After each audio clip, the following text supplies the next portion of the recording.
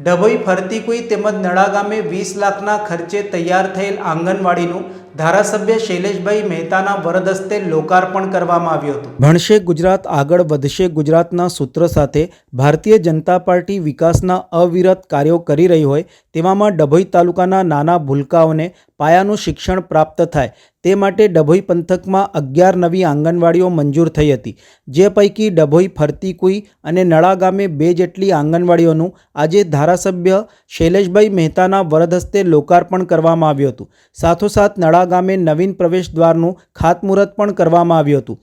ગામમાં આ પ્રસંગે ફરતીપુઈ ગામે કલ્પનાબેન પટેલ, મૌલિકભાઈ પટેલ, વકીલ અશ્વિનભાઈ પટેલ સહિત માર્ગ મકાન વિભાગના અધિકારીઓ હાજર રહ્યા હતા. તો નડા ગામે ભાવેશભાઈ પટેલ, નગરપાલિકા પ્રમુખ બિરેનભાઈ શાહ સહિત આંગણવાડી કાર્યકરો અને મોટી સંખ્યામાં ગ્રામ્યજનો હાજર રહ્યા હતા. તો સાધુ સંતોના આશીર્વાદ સાથે નવીન પ્રવેશદ્વારનું ખાતમુહૂર્ત કરવામાં આવ્યું હતું. ધારાસભ્ય દ્વારા તમામને શુભેચ્છાઓ પાઠવવામાં આવી હતી. દેશ અને દુનિયા માટે ખૂબ જ પવિત્ર દિવસ છે.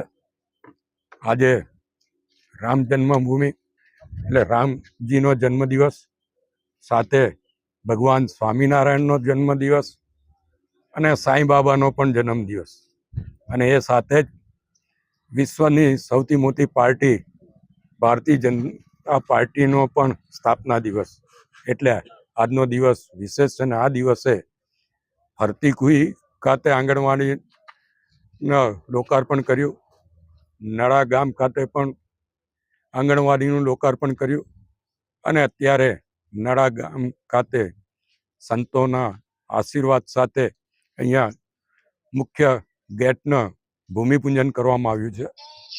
હું આપના મારફત દર્ભાવતી નગરી અને દર્ભાવતી તાલુકાના તમામને અભિનંદન આપું છું, શુભેચ્છા આપું છું. ને આ જ રીતે પ્રમુખ સ્વામી મહારાજના અને મહંત સ્વામી મહારાજના આશીર્વાદ આપણા સૌ પર ઉતરતા રહે એવી અપેક્ષા રાખું.